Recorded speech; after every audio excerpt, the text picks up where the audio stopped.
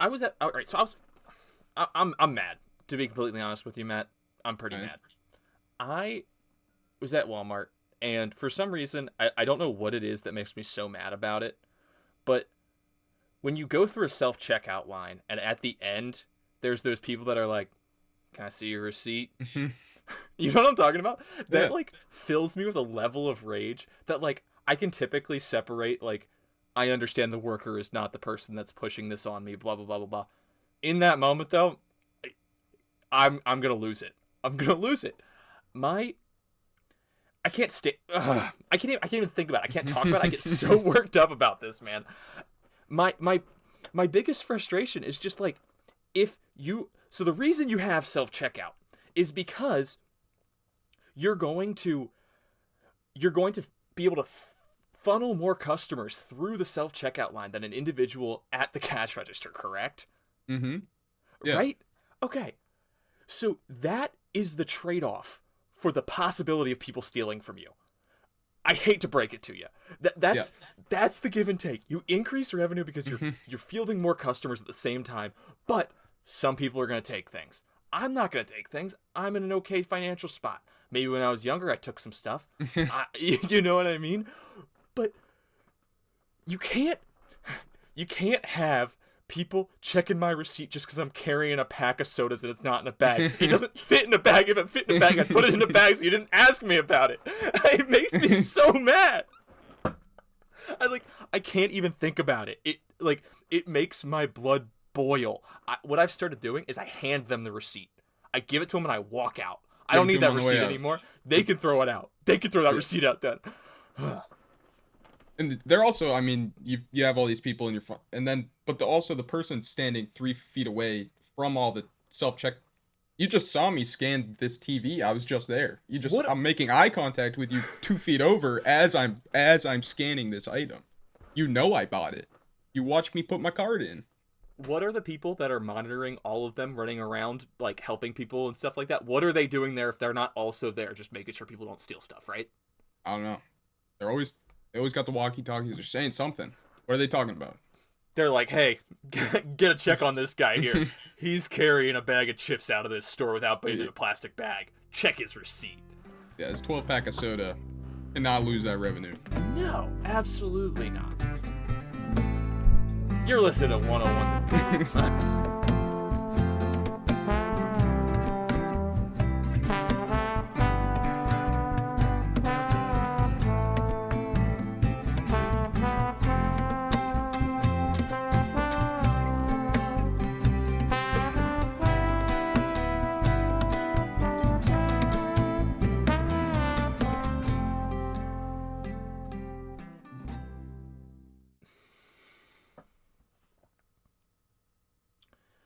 Welcome back to the 13th episode of 101 The Goob. 101. I The can't, I Goob. can't, I couldn't hear you, but I saw you doing it, and I think that they definitely heard you. Tony heard And me. I liked it. Yeah, Tony heard me. Matt is joining us today for his second episode, the newest member of the Goob crew. How are you doing today, Matt? Not too bad. I'm back. He's back. I'm here. When should I go into my big thing? Your I just big got one thing? big. I just got one big thing. Is it baseball related? Yeah. Oh, well, then we'll get into that later. We'll get. Right now, Okay. right now, we'll just talk about what you've been up to. What have you been up to recently? Done anything fun?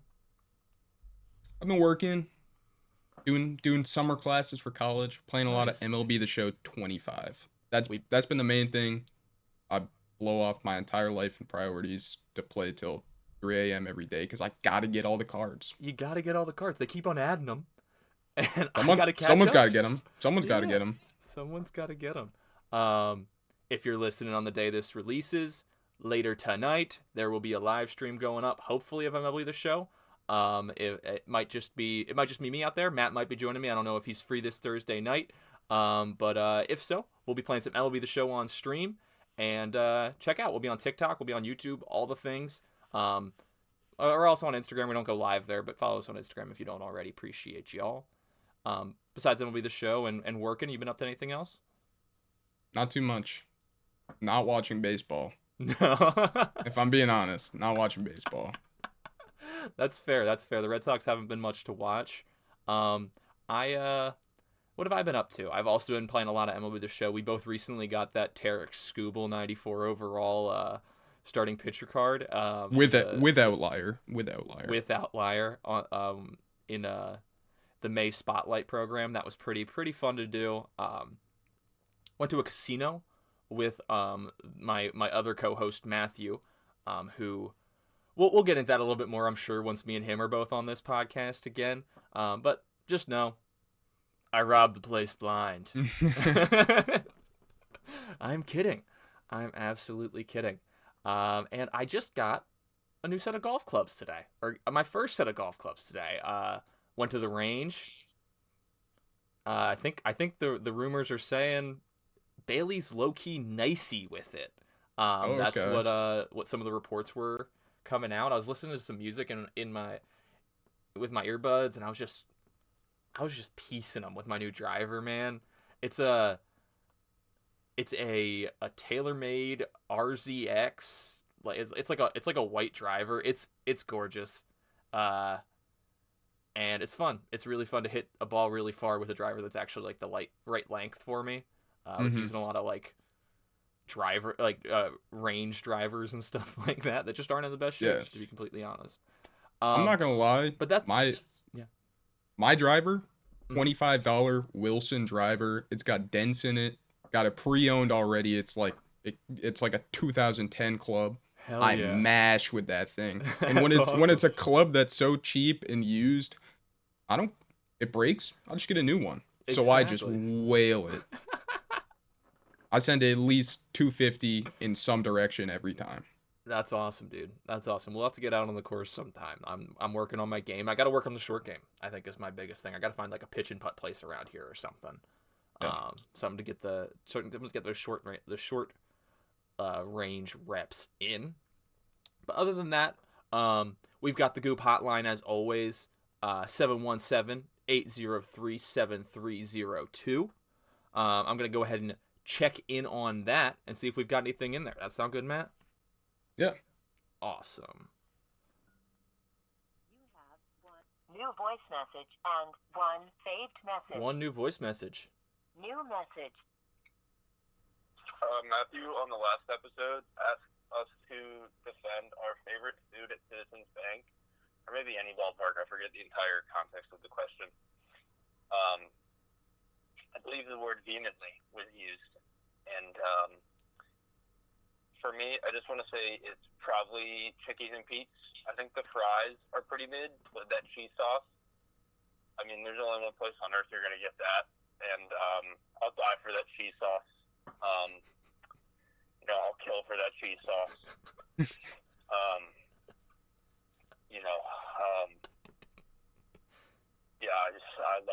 I love it so much.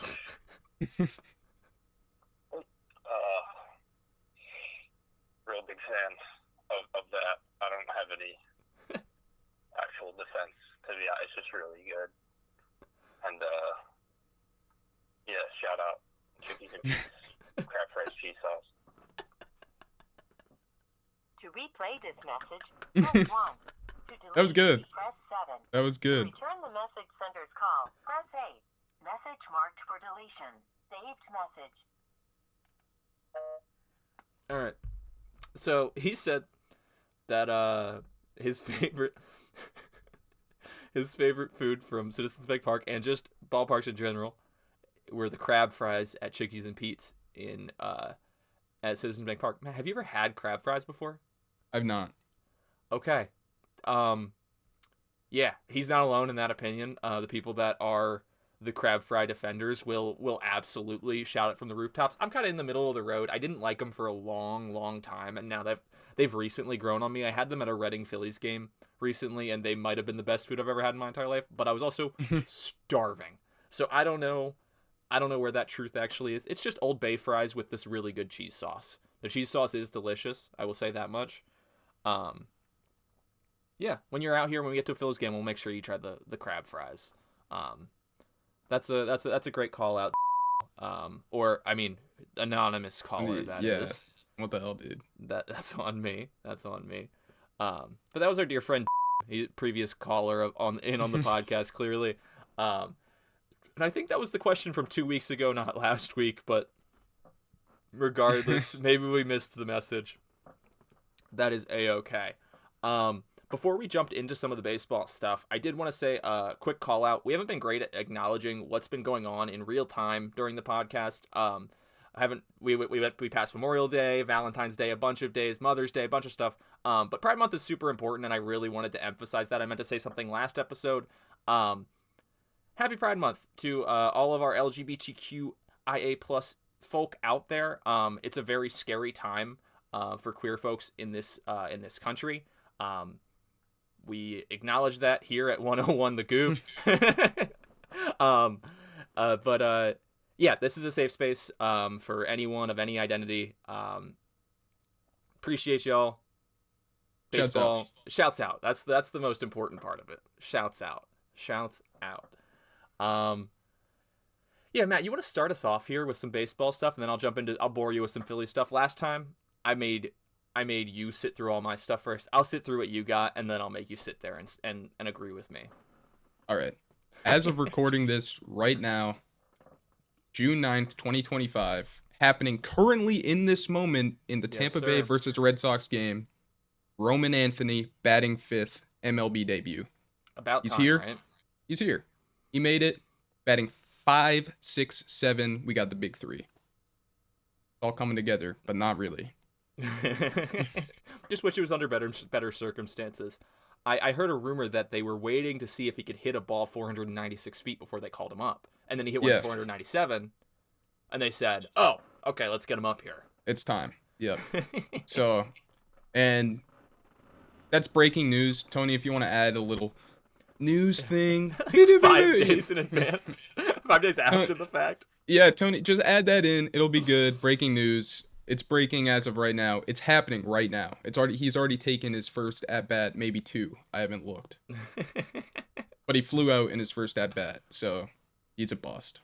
Oh, that's not good. That's not good. Yeah. I'm sorry that he's a bust. Better luck next year.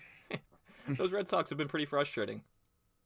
Yeah, I mean, I don't want to get into it. You don't want to get into it? It's disappointing. It's disappointing, and it's not fun to watch, and it's just draining life from me every single day. Yeah, I mean, I think a lot of our listeners that may be Phillies fans will be resonating with that a little bit. 9-10. We 1-9 in our last 10 for the Philadelphia Phillies. 1-9.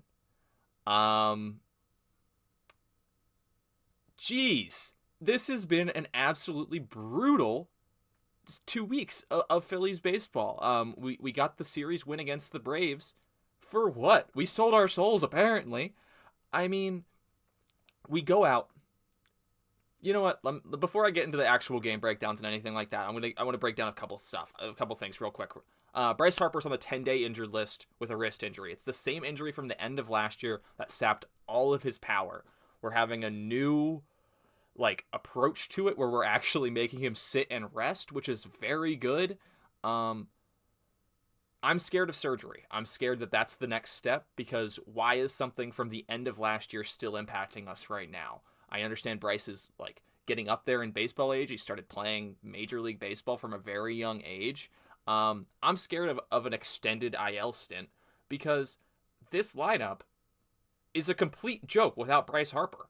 I mean, Kyle Schwarber is a very good baseball player. Trey Turner is not a $300 million baseball player. Nick Castellanos is good.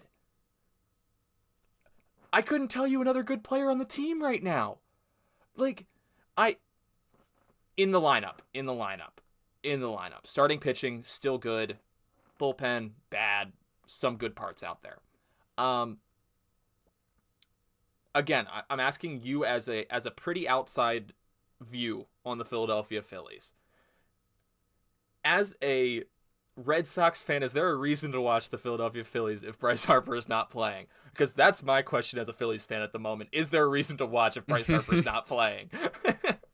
Probably not, honestly. I mean, it's unfortunate, but honestly, coming from a Red Sox fan, it's you look at the Phillies and it's they're such a good team, but it's like we're in the American League. It's not competitive over here. Mm-mm. We can be a good team. We can be like a good team for the American League and go, even wins loss on the season, and that's like okay. You're 3 games out of the playoffs. Yeah, it's not But- competitive here. So No. it's not even. But if no Bryce Harper, why do I want to watch? But it makes you worried for him. He is getting up there, and you're like, you look at these guys, Mike Trout, Right? people that can't stay healthy, and it's like they're you're worried their careers are gonna end, and they've just petered off into IL, and then they never come back. Exactly. And I mean, people keep on posting that home run of Game 5 against Arizona from 2023 as the last time we saw like that violent swing that Bryce Harper used to have. And that's absolutely true. He does not swing as violently as he used to between the back, the wrist, the UCL. We've lost a lot from him. I'm hoping that maybe this IL stint, maybe he goes on a really long IL stint. The Phillies suck and they blow it up at the deadline. But my only thought process right now is the reason why Kyle Schwarber is not re-signed is because we need to have Bryce Harper be the DH from now on. Can he no longer take that extra wear and tear of being out in the outfield or in the field in general? It's just concerning. It's concerning and disappointing. Not on Bryce Harper. It's hard to be critical of the situation without making it seem like I may be being critical of Bryce Harper himself. He's hurt. He needs to take time away from the game. He's done so much for the city. He's done so much for this team. I'm not critical of that, but it really stinks watching this lineup without him. It feels like we don't have that turning point. Even when you get to the top of the lineup again, we don't have someone that truly punishes the hitter like Bryce Harper does. With Kyle Schwarber, he's absolutely still fearsome in that lineup. But when you can pitch around him and get to Nick Castellanos and you don't have Bryce Harper batting immediately in front of him, it softens the blow. To be completely honest, it really softens the blow. And man, it just sucks. I hope Bryce is okay. I want him to come back off this IL stint totally fine and back to doing what he does best. But they're currently just hoping that rest and treatment will do the trick. I hope we can avoid surgery. I hope we can avoid an extended IL stint, like I was saying. But in the meantime, with Bryce getting put on the IL, we brought up Otto Kemp. A little bit to know about Otto Kemp. Have you ever heard of Otto Kemp before, besides me rambling about him every once in a while? I did see that he was brought up. I don't know too much about him stat-wise, but... Okay. He's an undrafted free agent we signed in 2022. He's the 24th ranked prospect in the Phillies prospect system. He'll be playing third mostly. It's where he's played most of his professional career and collegiate career. He'll also play some left field. With him being at third base, though, Bohm's going to be moving over to first, getting some first base reps in. I did make a little note here that if I had a podcast in 2022, there would be some really wild clips of the things I'd be saying about what we need to do to move Bohm over to first base because I hated Rhys Hoskins so much, to be completely honest. It's a bad look. It's a bad look now. I want Rhys Hoskins back on the Phillies. I do. I own it. I don't know if I was wrong, but I was wrong. I'll say I was wrong. There'd be some wild clips of me saying, "Oh, Edmundo Sosa needs to play every day at third base. And Rhys Hoskins needs to get benched, and Alec Bohm needs to be playing first." I would trade Edmundo Sosa, and now I wouldn't. I was gonna say I'd trade Edmundo Sosa and Alec Bohm for Rhys Hoskins. I would not do that, but in a little bit in my mind, I would. He'll play some left field. Hasn't had a ton of experience there, and expect a slow start. Hit a 30% K rate in AAA. This is not someone that's going to come up and immediately break out as a candidate. I think he could absolutely be a serviceable bench bat that we could have ready to go here and there, but he definitely needs to get some reps up at the major league level. I wanted to ask you about this, actually. You've had a lot of experience recently with young talent getting brought up, not just Roman Anthony, who you haven't got to see yet. What are some of the things that you'd be looking for in a player to see that they're really comfortable? I mean, I know you've seen Rafaela come up, who still has not really found his groove at the plate, but you've also seen Christian Campbell come up, who has struggled recently, but has also been a regular contributor to that offense for at least a month at a time. What are some Yeah. things you see in young players that you think you're looking for, or we should be looking for Otto Kemp? I think just mainly like confidence in Okay. their abilities. I mean, obviously, it's a different game when you get to the major leagues compared to even AAA. AAA, you can go against some guys that are throwing like major league pitchers, but Mm-hmm. it's a new environment. I mean, just confident at bats, not looking nervous up at the plate. No, trusting their gut as a baseball player, taking balls, taking good swings, just trying to build on some consistency. Exactly. I mean, Christian Campbell was consistent for a while. Obviously, he slowed down a little bit, but just getting in there and doing what they know they can do. Like, if they come in and they're acting like, it's such a, they're not playing the way that they have at some levels. And obviously, Otto Kemp is not like the best player in the farm system to come up, but he was raking down in AAA. I will give him that much. He was batting like 340 with 10 home runs. Like, he was absolutely mashing and was ready to get called up. I just was trying to also set proper expectations that this is not a Justin Crawford. This is not an Aiden Miller. This is not a this is not a Roman Anthony. This is not a top 100 prospect getting called up. Yeah, I like that a lot, Matt. I think what I want to see in him is some solid defensive play as what he's known for over there at third base, and taking pitches. I want to see him adjust to the game, and if that means some silly looking strikeouts where he takes a strike three on a close pitch every once in a while, it is what it is. I'd like to see him just get a feel for things up here, and be ready to contribute when it really starts to count here. Mm-hmm. He has a lot of power. Like I said, 10 homers in AAA. It might be 11. I might be off there. I have these stats pulled. I just wrote here, keep expectations low and enjoy the highs if we get them.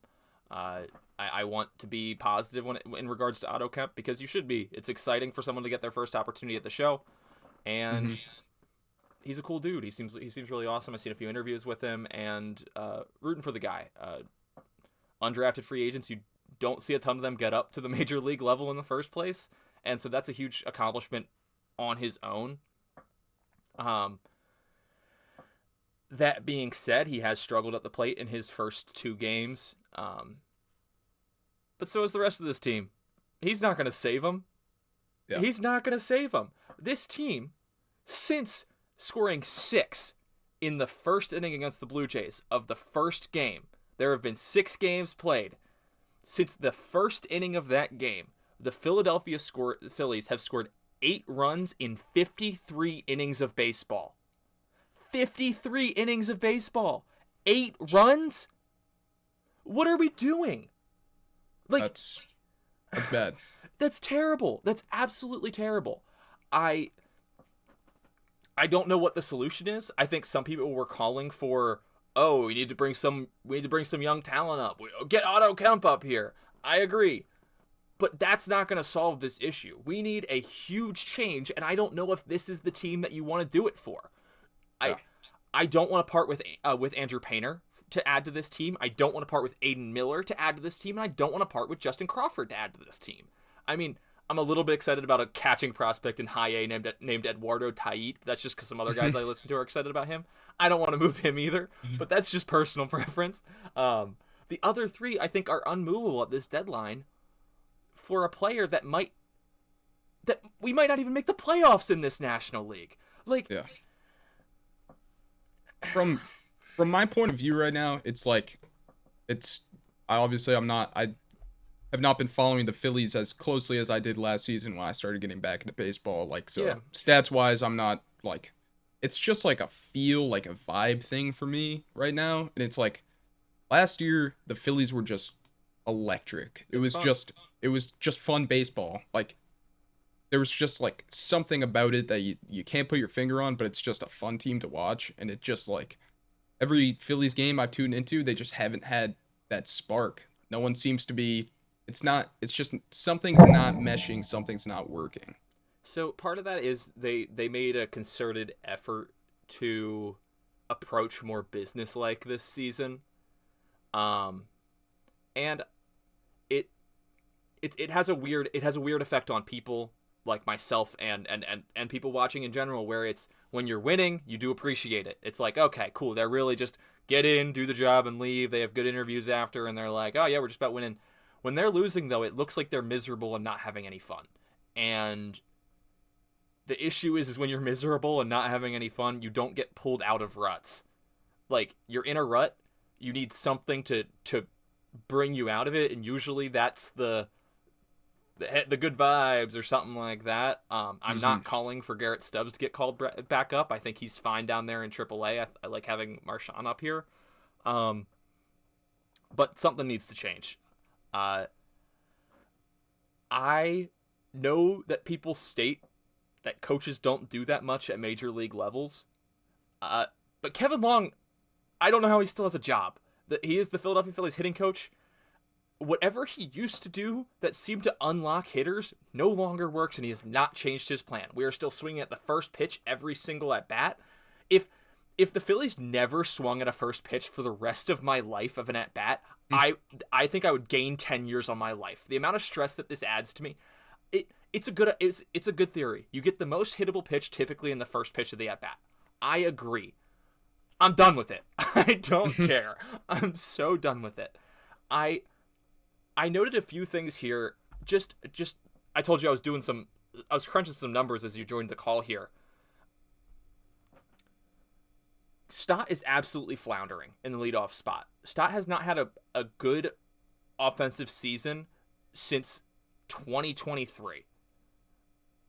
Like, are we going to say that was Kevin Long in 2023, but then not in 24 and not in this year either? That he had all the impact in 23, but not on the 2 years where he's actually been under Kevin Long's tutelage? Like, I have a hard time believing that 23 wasn't a lot of work with the minor league hitting coaches. I mean, he came up in 22 at the back half, and he played and played for the team. But you get where I'm going with this. Max Kepler is having the worst offensive season of his career. First season here as a Philadelphia Philly. Trey has been good, but we are still chasing the previous performances. Like, he has not had a season as a Philly that is close to the level that he had with the Dodgers or some of the better seasons that he had with the Nats. We have Padres Trey Turner on this team. Brandon Marsh was a solid prospect coming over here to the Philadelphia Phillies. A solid prospect that sometimes prospects don't work out. I understand that. But he could hit in 22. He could hit for some of 23. What happened to him? Bohm can't lift the ball into the air. Every time Bohm swings it, slams straight into the ground. And then the thing I was really crunching some numbers on here. Nick Castellanos, excluding his rookie season, is a career 828 OPS hitter. As a Philly, he has a 744 OPS. I understand that is his 31 through 33 seasons. If you want to chalk it up to age, you can chalk it up to age, but then that blame goes up to Dave Dombrowski, right? So there is issues with this front office and coaching staff that are huge problems. Preaching to the choir. Yeah, I'm sure you do. I mean, Cora's got to go. I think that you can Breslow. We're jumping back to Red Sox gang. I'm sorry for the Phillies fans that are a little bit confused. I'm well versed in Red Sox lore. I apologize. Cora, can't stand him. I'm gonna be completely honest with you. I don't like the way he treats the media. I don't like the way he treats his team. Breslow is redeemable. I think the Bregman contract was an absolute steal. I think some of his decisions obviously not great, but I think besides the way he's handled the pitching staff, he's done a very, very, very good job. I have the hiccups. I apologize. That's like worst case scenario right now. Yeah. That's right. Man, front offices can really kill a vibe, can't they? Yeah, I mean, and obviously, it's so in your face this year with all the back and forth between Devers and management that all of the rifts, all of the cracks have just been thrown to the media. It's just in your face all the time. It's like, you know that things are not working between the team and management, and the baseball reflects that, quite simply. Yeah, it absolutely does. And I'm fortunate that the Phillies haven't had that issue necessarily. Like, we haven't had large blow-ups between the players in the front office or anything along those lines. But my patience is wearing thin, and I'm gonna start causing problems. I'll tell you that much. Yeah. 101 The Goob is coming for the Phillies front office. 101 The Goop. Let me run the team for a day. Let me run the team for one day. I'll change things up. I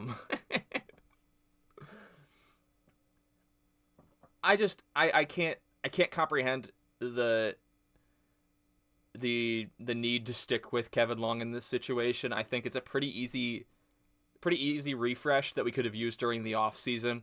I understand that he's Bryce Harper's best friend and he's good buddies with a lot of the guys on the team. If you want to keep him around, but you got to remove the title. I need someone else's voice in there and speaking with these guys. If he wants to be Bryce Harper's personal hitting coach, that's fine. I don't know if anyone can say anything to Bryce Harper that actually helps him. I think he just does his own thing, and sometimes you know what I mean? Sometimes he just locks back in. I don't want him near Nick Castellanos. I don't want Kevin Long anywhere near Nick Castellanos. I can't stand it. Let's bring Charlie Manuel back in to do some hitting work with the guys. He came out in 2022 and did that with the Phillies team for like a month. He came out and was like a hitting advisor. It was the term that they used, and then they went to the World Series that year. Sounds like we need Charlie back in the clubhouse, but besides the point. Whether it's me complaining about them or something you've noticed individually, who do you think some of the most frustrating Phillies so far this season have been? I mean, frustrating. I don't want to say Bryce, but I mean, he started off a little slow, and obviously, like, not him as a player, but the injuries are frustrating. Very. I would say. I mean, that he's such a big part of the team. I mean, Max Kepler, I mean, it's unfortunate that he hasn't really picked up at all. Had a couple good weeks, and you're like, maybe he's turning up, he's gonna break out, and just not much of anything. Trey Turner, it's Trey Turner, honestly, at this point. I mean, he's not bad, but why do you guys just hand over fist, money in his pocket, and he's on the field? That's about as much as you can say for him. Yeah. I mean, he's having a decent offensive season this year again. But it's just like, I'm yet to see him take over a game.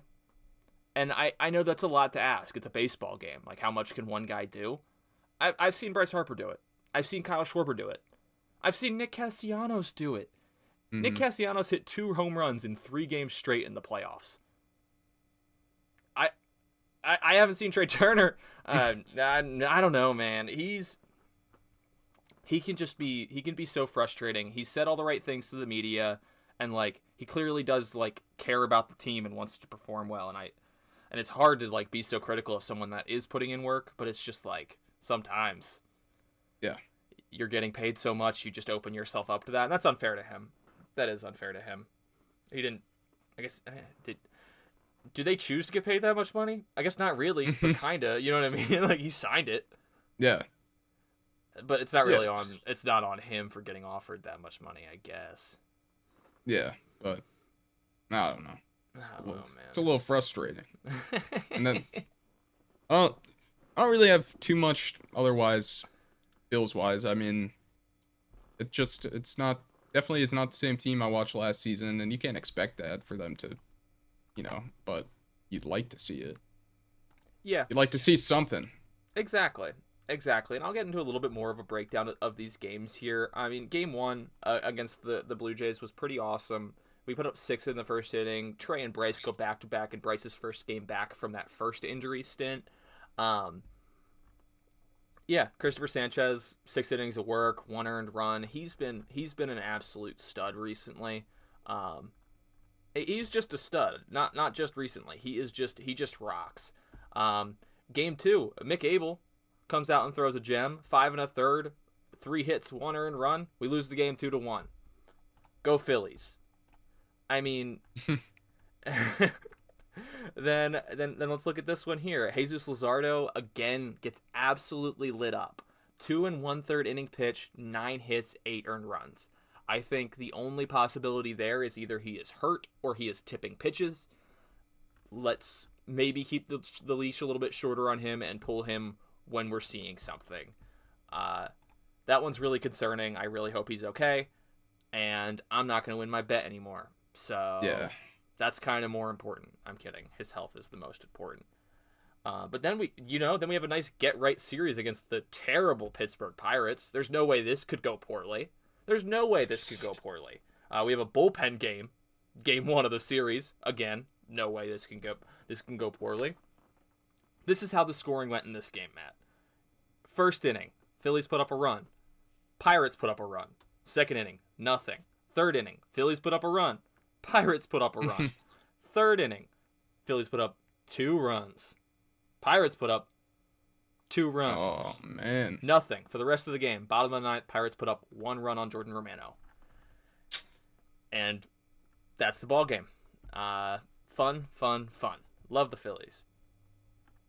Then, this one was just unfortunate. Chris Sanchez, outstanding. 7 innings pitched, 2 earned runs, 9 strikeouts, 2 walks. I mean, you can't ask for anything better than that. And this one, while the Phillies' bats are absolutely struggling, Paul Skeens was excellent. And I don't think that's a surprise. 7 2/3, 0 earned runs. The only run the Phillies scored was unearned on an error in center field. I wrote down here, Paul Skeens is Paul Skeens.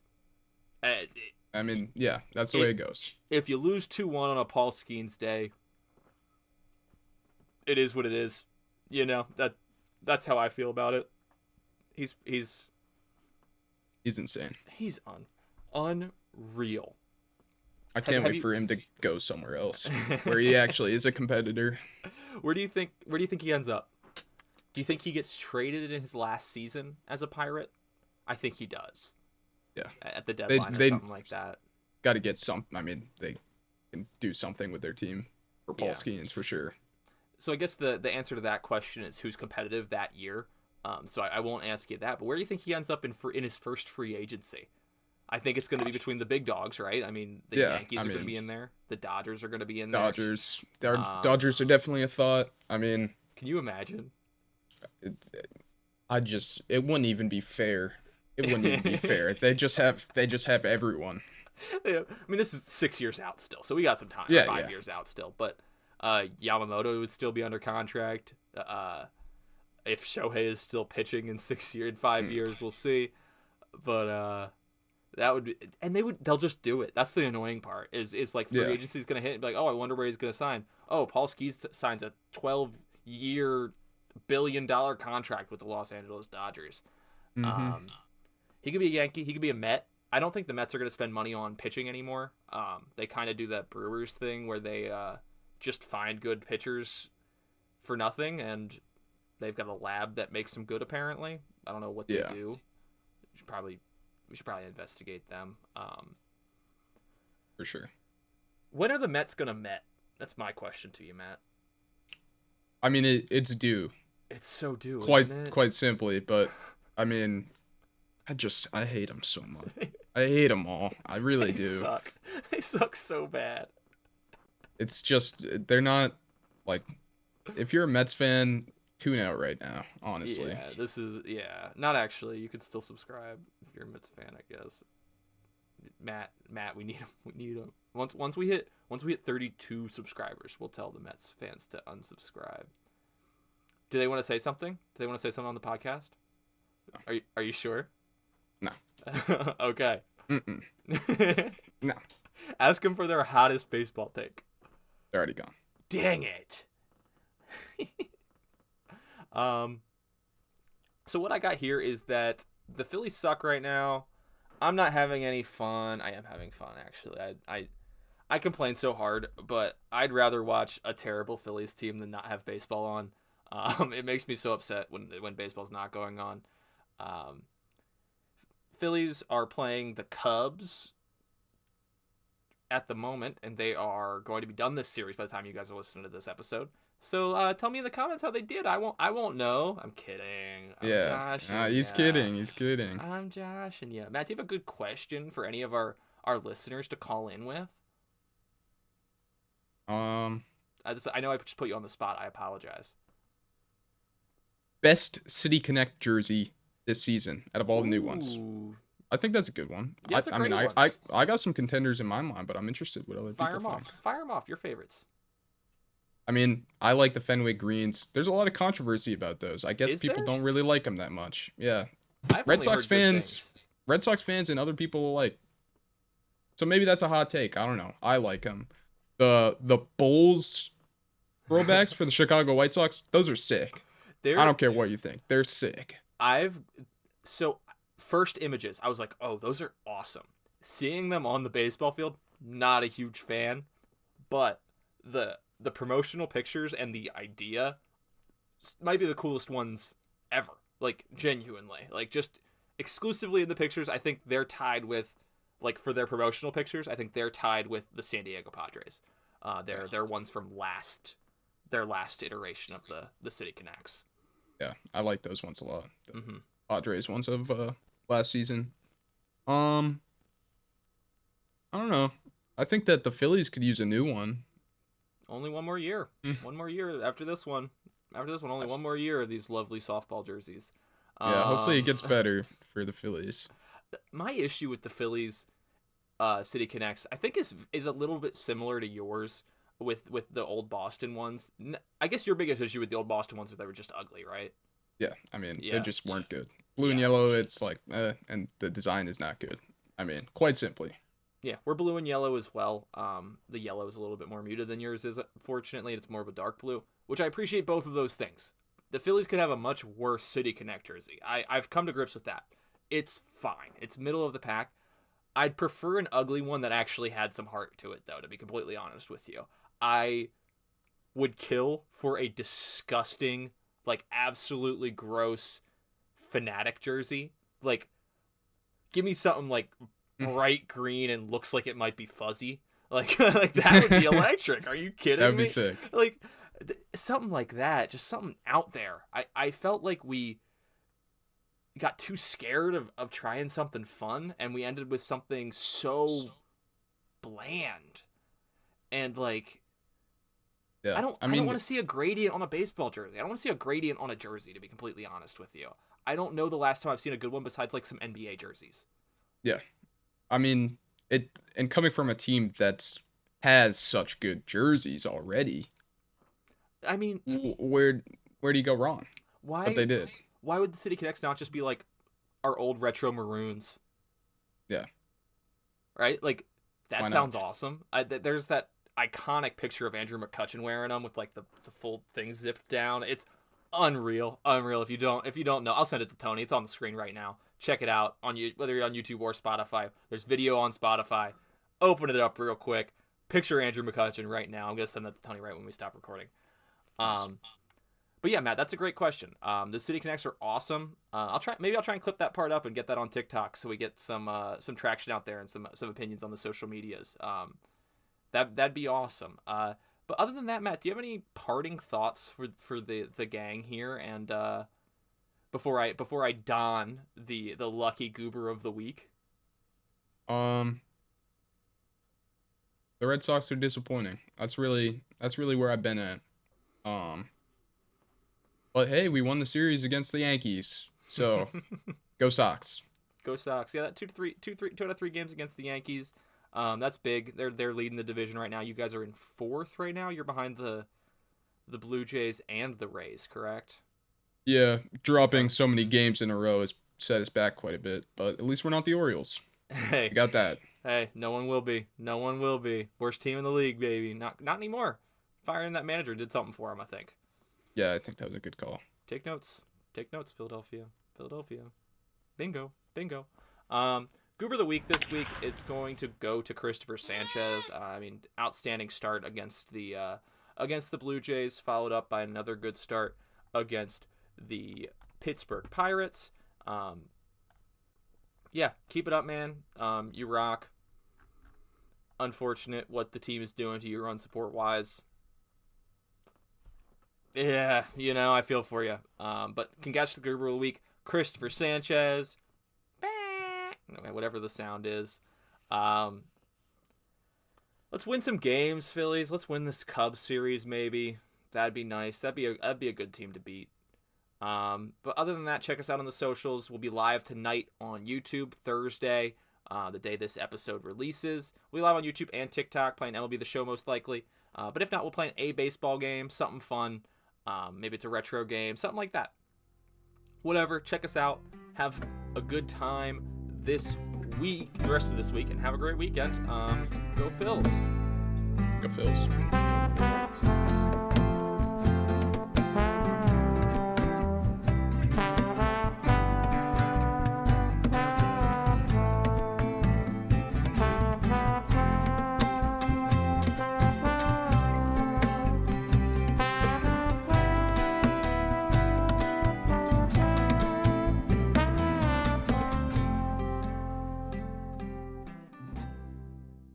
Bye, Tony. Love you. Mwah.